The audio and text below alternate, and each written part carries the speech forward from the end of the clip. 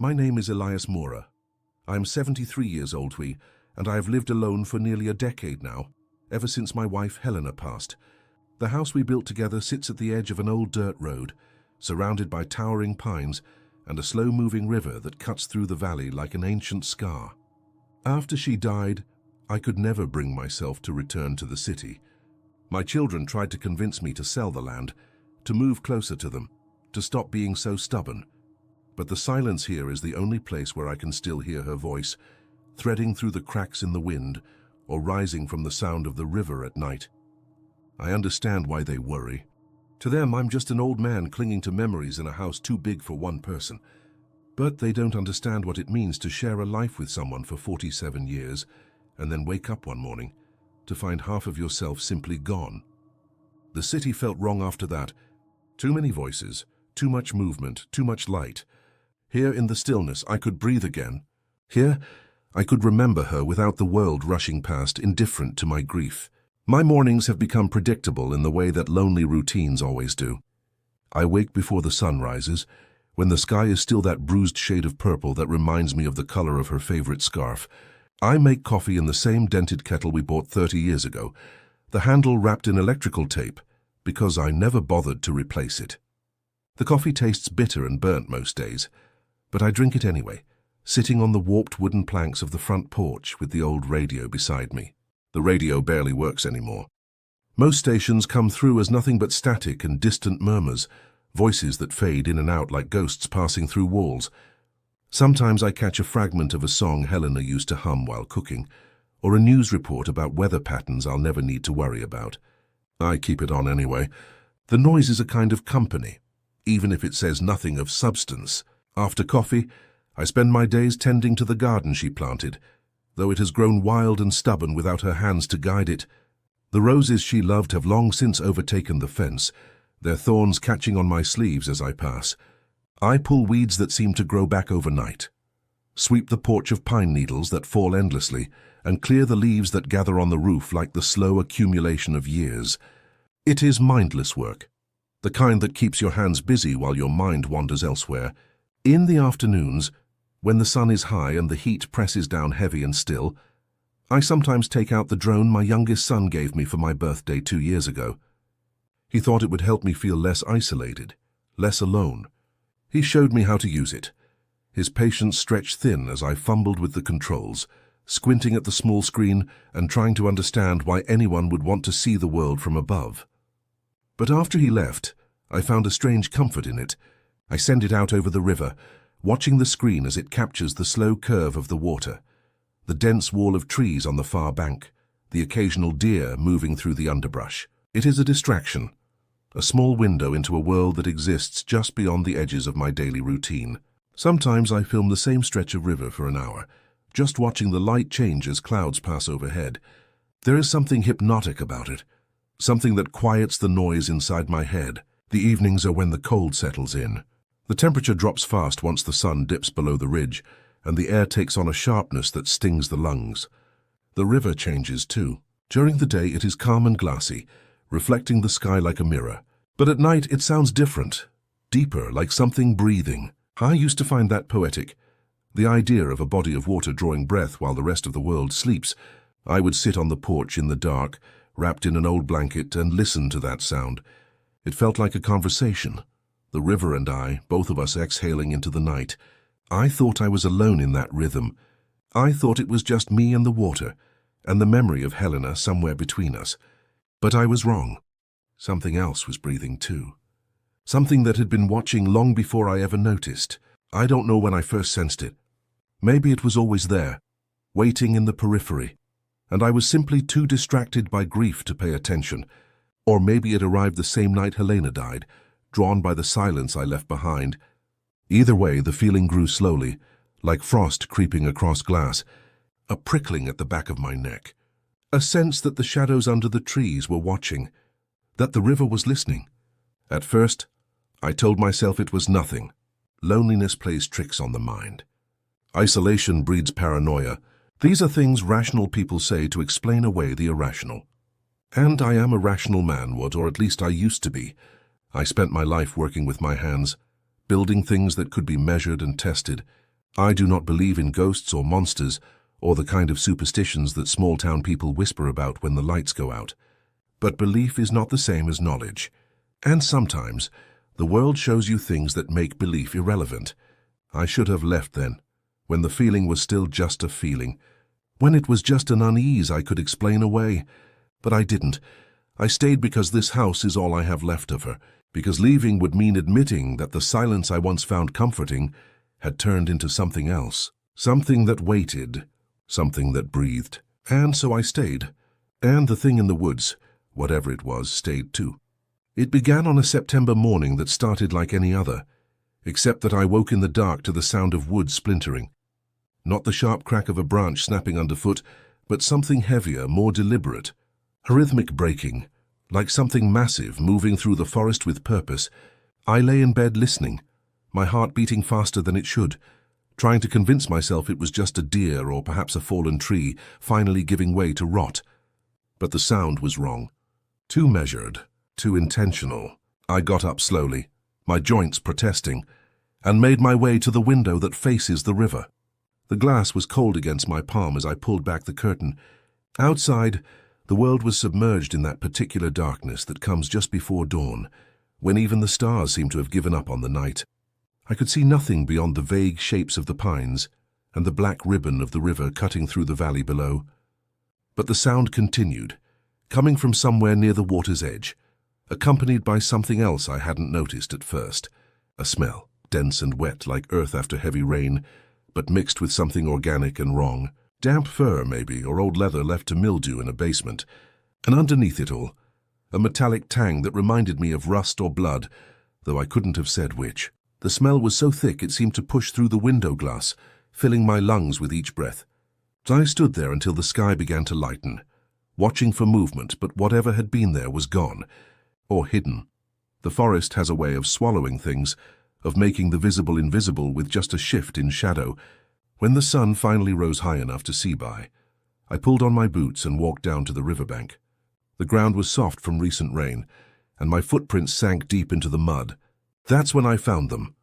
Tracks. Enormous impressions pressed into the earth near the water's edge, each one easily twice the size of my own boot. They were shaped like human footprints, with the suggestion of toes and a heel, but too wide, too deep. I crouched beside one, placing my foot next to it for comparison, and felt something cold settle in my stomach. Nothing I knew could make tracks like that. Not a bear, which would leave claw marks. Not a person, unless they weighed 400 pounds and walked barefoot through the woods in the middle of the night. I traced the edge of the print with my finger, feeling the way the mud had been compressed downward, the weight of whatever made it sinking inches into the soft ground. The tracks led from the tree line down to the water, then back again, vanishing into the underbrush. I told myself there had to be an explanation. Maybe someone was playing a prank. Maybe it was a hoax. One of those stupid things kids do when they're bored and looking for attention. But even as I thought it, I knew it wasn't true. There were no kids out here, no neighbors close enough to bother. Just me and the woods and the river and whatever had left those marks. The days that followed were marked by small wrongnesses, the kind of details you might not notice unless you were paying attention. And I was paying attention now, whether I wanted to or not. The birds, which usually filled the mornings with noise, had gone quiet. Not all at once, but gradually, like a volume knob being turned down over the course of a week. By the end of September, I realized I hadn't heard a single crow or jay in days.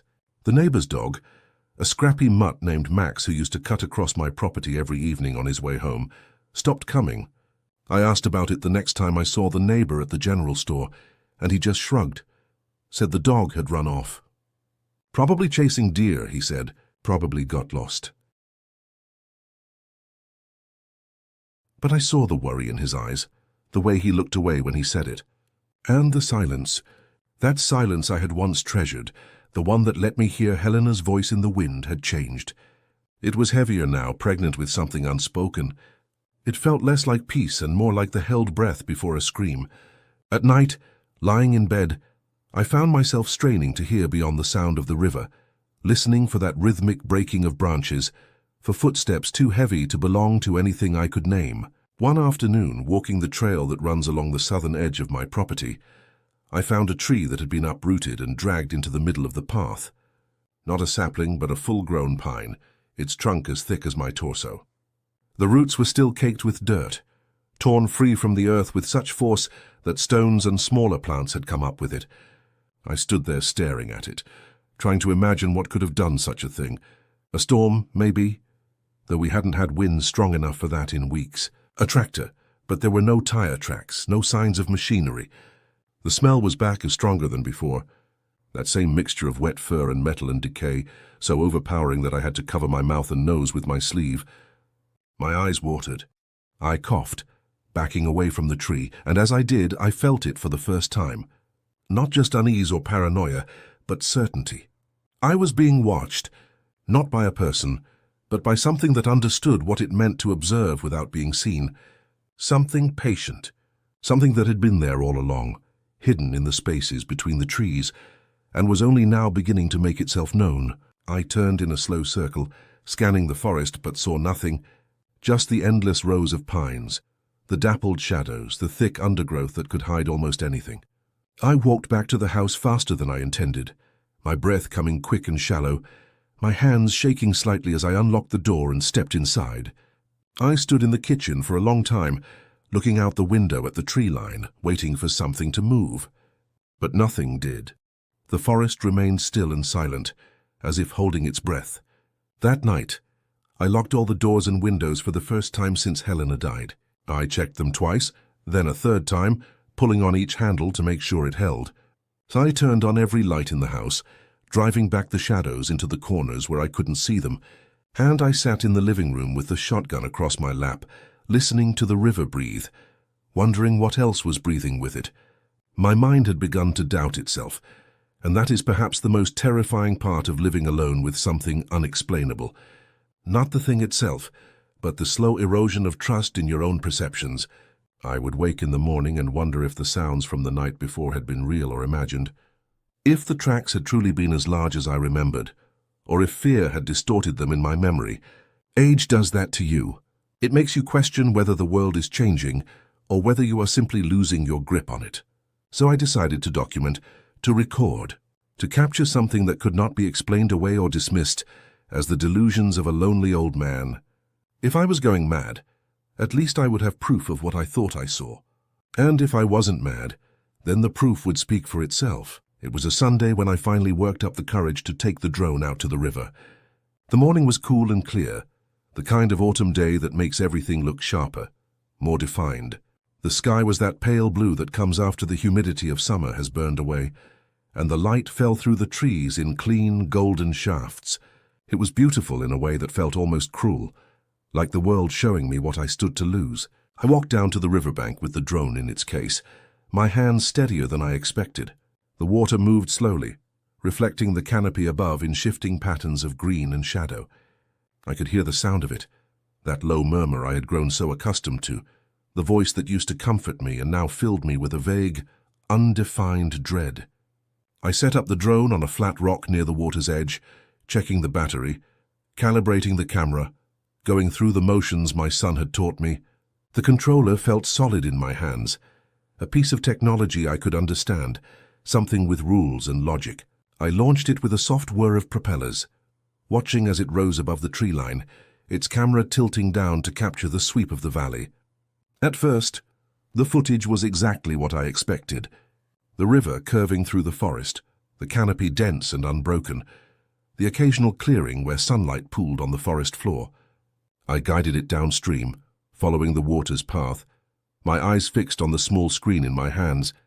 The image was calm, almost meditative, just trees and water and the slow passage of clouds overhead. Then, at a bend where the river narrows and the current picks up speed, I saw it, movement in the shadows beneath the trees, something large and dark, hunched low to the ground but upright in a way that suggested a human posture. I stopped the drone, hovering it in place, zooming the camera in as far as it would go.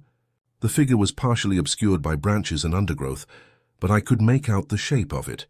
Massive shoulders, long arms that seemed to hang past where knees should be, a head that was too large and too rounded.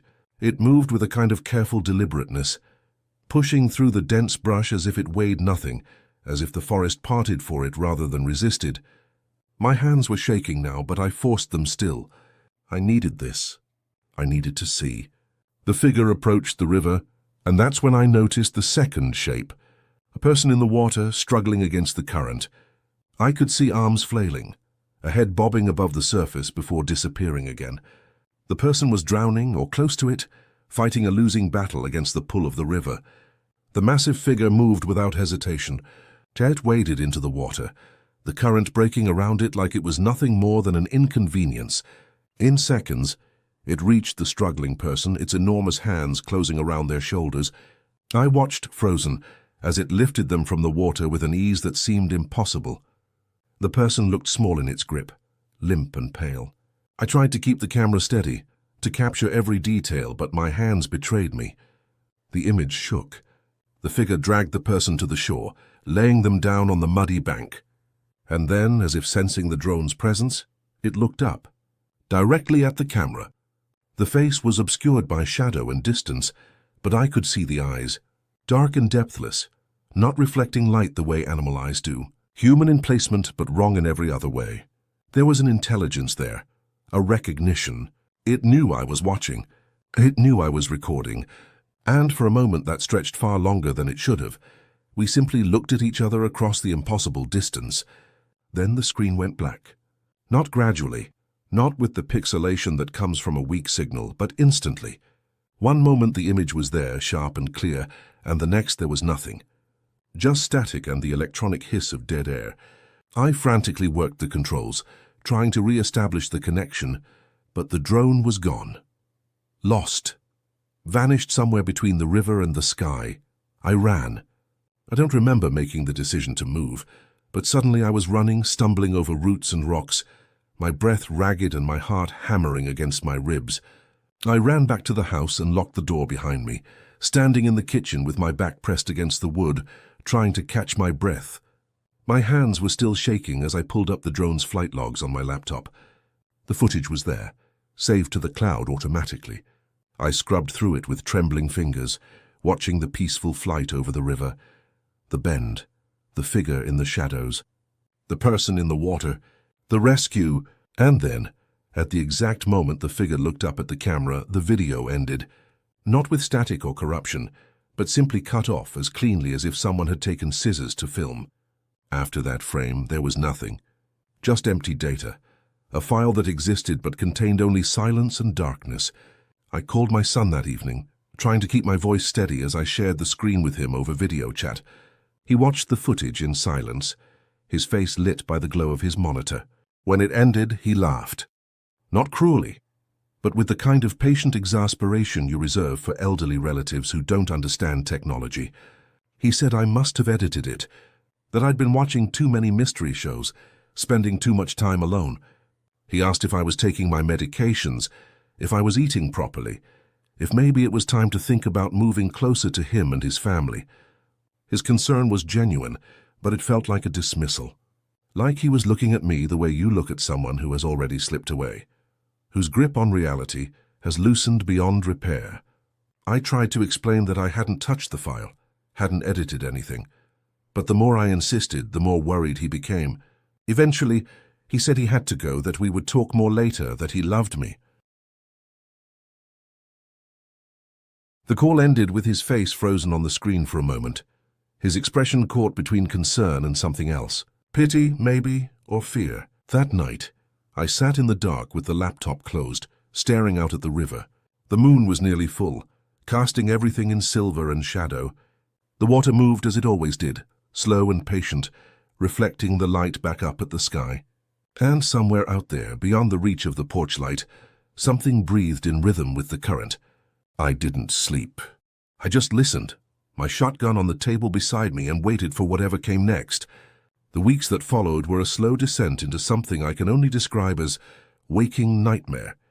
The kind where you know you're conscious, you know the world around you is real, but the rules governing it have shifted in ways you can't quite articulate. Sleep became fragmented, broken into pieces by sounds that may or may not have been there. I would drift off in my chair only to jerk awake at the snap of a branch or the creak of the porch boards settling in the cold. But the sounds were changing. becoming more frequent, more deliberate.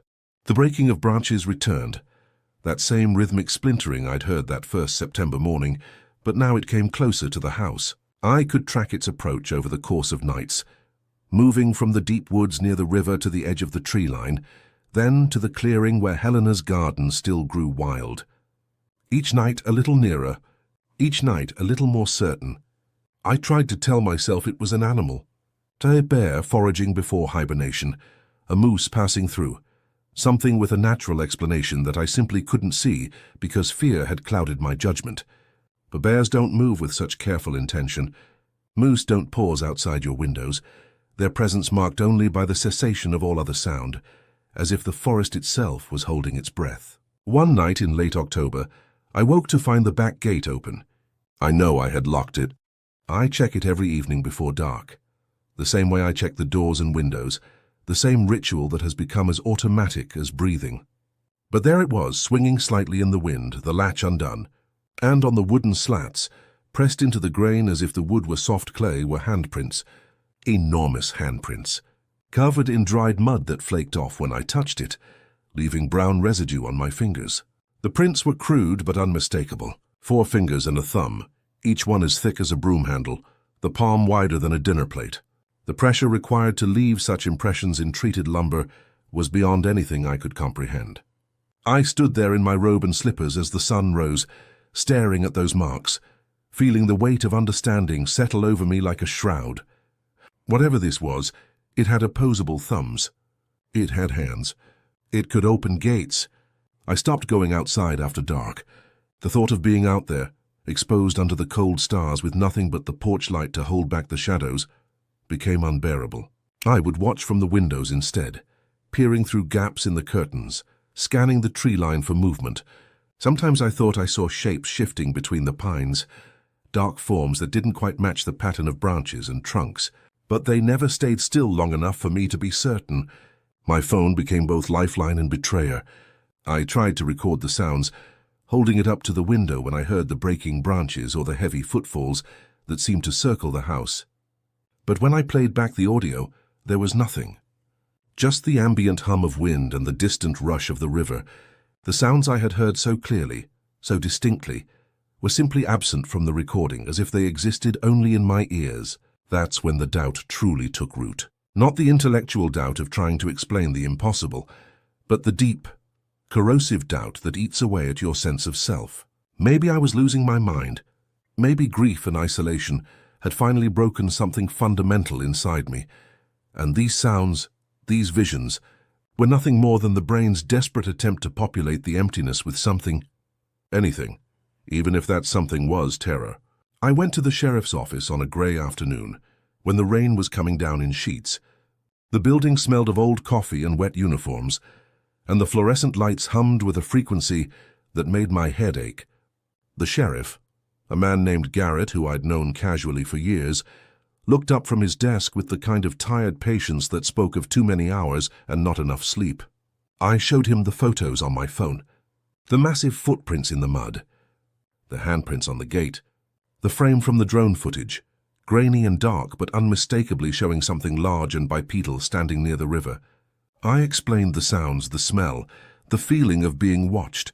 I spoke calmly, rationally, laying out the evidence like I was presenting a case. He looked at the photos for maybe 30 seconds. Then he looked at me, and I saw it in his eyes. The same thing I'd seen in my son's face during that video call. A kind of gentle concern mixed with resignation. The expression people wear when they're trying to figure out how to tell you something difficult without hurting your feelings. He said the tracks could be anything. Bears with odd gaits, deformed prints where the mud had collapsed.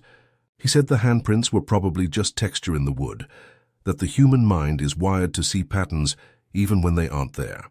He said the drone footage was too blurry to show anything conclusive, and that the missing person I thought I'd seen being pulled from the river hadn't been reported. No one was missing. No one had drowned. Then he asked me very gently if I was doing okay out there by myself, if maybe I'd thought about seeing someone, talking to someone about how I was adjusting to life alone. He said isolation can play tricks on people, make them see things that aren't there. He smiled when he said it, a small, sympathetic smile that made me want to scream. I left without another word. What was the point? I could see it in his face, in the way he'd already dismissed me before I'd finished speaking.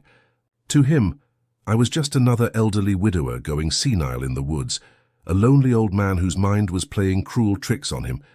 He promised to send a deputy out to check the property, but I knew no one would come, and no one did. The cycle continued. Each night, the sounds drew closer. The smell of wet fur and rust and decay would seep through the walls, so strong sometimes that I had to cover my face with a damp cloth just to breathe. I started sleeping in the living room with all the lights on, the shotgun across my lap, a box of shells on the table beside me. Not because I thought I could stop whatever was out there, not because I believed bullets would make any difference against something that could uproot trees and leave handprints in solid wood, but because doing nothing felt like surrender. And I was not ready to surrender, not yet. I began to understand something during those long, sleepless nights. The thing outside wasn't trying to hurt me. Not directly. If it had wanted to break down the door, it could have. If it had wanted to drag me from my bed, nothing would have stopped it. But it didn't. It just circled, watched, made its presence known in ways that couldn't be ignored but never quite crossed the threshold into direct confrontation. It was teaching me something, or testing me, showing me that my home, my refuge, the place where I thought I could hide from the world was not mine at all, that I existed here only at the sufferance of something older, something that had claimed this land long before I ever built a house on it. The fear wasn't the point. The fear was just the method. What it wanted was for me to understand my place in the order of things, and slowly, night by night, I did. The end came at the end of October, during a storm that tore through the valley with a violence I hadn't seen in years. The rain started in the afternoon, a steady drumming that gradually built into a roar, the kind that drowns out all other sound and turns the world into a grey blur. By evening, the wind was strong enough to bend the pines nearly horizontal, their branches whipping back and forth like the arms of drowning men. I watched from the window as the river began to rise. It happened faster than I expected, the water climbing up the banks, spreading out into the low areas near the house. The current, usually so slow and gentle, became a churning brown torrent full of debris. Branches, logs, pieces of things I couldn't identify, all carried downstream in the relentless push of water that had nowhere else to go. By midnight, the storm showed no signs of stopping. Lightning split the sky in jagged white lines, each flash illuminating the flooded landscape in stark momentary clarity. Thunder followed seconds later, so loud it rattled the windows in their frames. I stood in the living room with the lights off, watching nature rage against itself, and felt a strange kind of calm settle over me. In the chaos of the storm, the fear I had been carrying for weeks seemed suddenly small, insignificant. Whatever was out there in the woods, whatever had been circling my home and leaving marks in the mud, seemed less important than the raw power of wind and water trying to tear the world apart. When morning finally came, the storm had passed, leaving behind a silence that felt almost oppressive after the violence of the night. The sky was a pale, washed-out blue, and the air had that scrubbed-clean quality that follows heavy rain. But the river had overflowed its banks, spreading out across the valley floor, turning familiar paths into shallow lakes. I knew I should check the damage, see what the storm had taken, what repairs would be needed. But more than that, I needed to document it, to capture what the water had done, to have proof of the storm's passage. I grabbed the drone, its battery freshly charged, and walked down toward what used to be the riverbank. The landscape had transformed overnight. Trees that had stood for decades were now leaning at odd angles, their roots exposed. The river itself was wider, faster, filled with churning brown water that carried the detritus of the forest. I launched the drone from a rise that was still dry, watching the screen as it climbed above the devastation. The footage was remarkable in its own terrible way. The scale of the flooding, the way the water had reshaped the land, the twisted remains of things that had been swept downstream. I guided the drone along the swollen river, following its course, documenting the aftermath. That's when I saw the body. It was caught in an eddy where the current had slowed, tangled in branches and debris, floating face down in the murky water. Even from the height of the drone, I could see it was a person. The pale shirt, The dark pants, the unnatural way the limbs moved with the current, loose and lifeless. My hands went numb. I brought the drone lower, closer, the camera zooming in to confirm what I was seeing. Yes, a body. Someone had drowned in the storm, or had been in the water before it, and now they were here, caught in the aftermath, waiting to be found. I was reaching for my phone to call for help when the signal on the drone stuttered. The image on the screen pixelated, broke apart, reformed, and then I saw it emerge from the tree line. The same massive figure from before, but closer now, more visible in the grey morning light. It moved through the shallow floodwater without hesitation, each step sending ripples out in wide circles. The size of it was even more apparent now. Easily 8 feet tall, maybe more, with shoulders so broad they seemed grotesque, inhuman. The body was covered in dark hair, matted and wet from the storm, and it moved with a kind of terrible purpose. I watched paralyzed as it waded directly toward the body in the water. The figure reached down with those enormous hands, the same ones that had left prints on my gate, and grasped the body by the shoulders. It lifted the person from the water with such ease that it looked like a parent picking up a small child. Water streamed from the clothes, and in the drone's camera I could see the pale face, eyes closed, mouth open slightly. Then the figure did something I didn't expect. It carried the body to the shore, to solid ground, and laid it down gently on the mud. Not roughly, not carelessly, but with what almost looked like tenderness. It knelt beside the body for a long moment, one massive hand resting on the person's chest. And then it looked up, directly at the drone. The face was clearer now than it had been in the first footage. Not quite human, but not quite animal either. The features were too heavy, too thick, the brow too prominent. But the eyes, those dark, fathomless eyes that didn't reflect light, they looked directly into the camera with an intelligence that made my blood run cold. It knew. It knew I was watching. It knew I was recording. And in that moment of eye contact across the impossible distance, I understood that this wasn't a chance encounter. This was deliberate. This was a message. The screen went black, not gradually, not with warning, but instantly. One moment the image was there, sharp and clear despite the distance, and the next there was nothing. The drone was gone, lost. I worked the controls frantically, trying to re-establish the connection, but I already knew it was useless. I ran toward the location where I'd last seen the drone, splashing through floodwater that soaked my boots and pants, my heart hammering, my breath coming in ragged gasps. I had to see, had to confirm, had to find the body and call for help, and prove that this was real, that I wasn't losing my mind, that there was evidence beyond my own failing perception. But when I reached the spot, there was nothing. No body, no drone, no sign that anything had been there at all except for the churning water and the debris and the smell. That same smell of wet fur and metal and decay, so strong it made my eyes water and my stomach turn. I searched for an hour, wading through the flood, checking every eddy and sandbar and tangle of branches. Nothing. It was as if the body had never existed, as if the drone had simply vanished into thin air. The only thing I found was a single footprint in the mud near the shore, already filling with water, but unmistakable. The same massive human-shaped track I'd been seeing for weeks. When the police came aboard, called by my frantic 911 call, they found me sitting on the porch, soaked and shivering, trying to explain what I'd seen. They listened with the same patient skepticism the sheriff had shown. They searched the area, checked for signs of flooding, looked for evidence of a body, but the water had receded by then, and there were no reports of missing persons, no calls about anyone being caught in the storm. They said I had imagined it, that the stress of the storm, combined with my isolation, had caused me to see things that weren't there. One of the officers asked if I'd been drinking.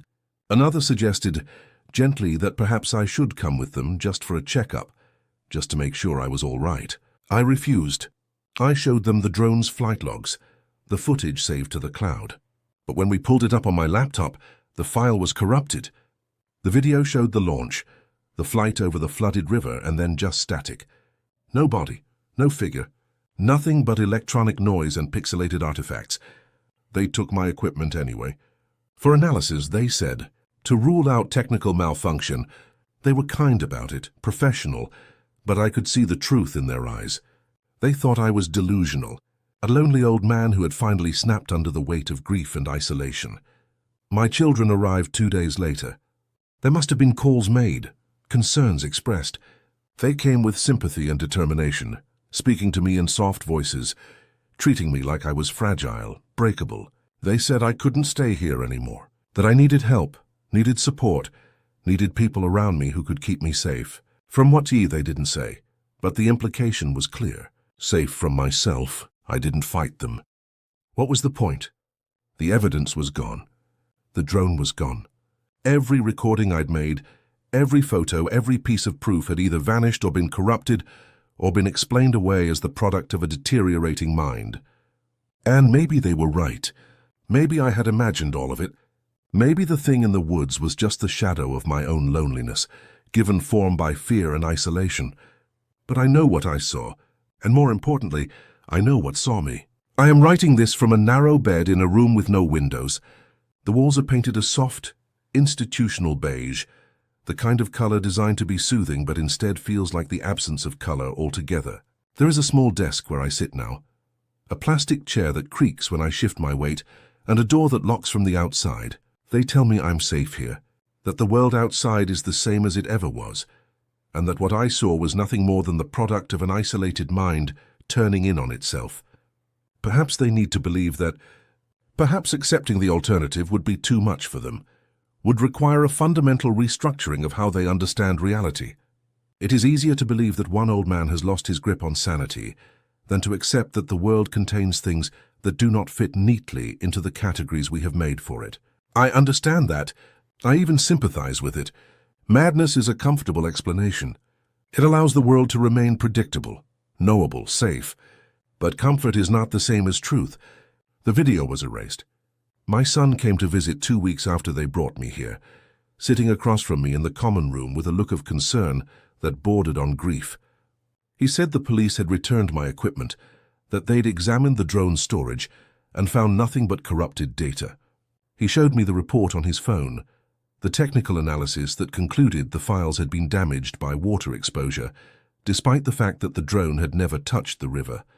He said it was unfortunate, that maybe if I'd had better quality equipment, the footage would have survived. He meant well. He was trying to give me an out, a way to explain away what had happened without having to confront the uncomfortable questions it raised.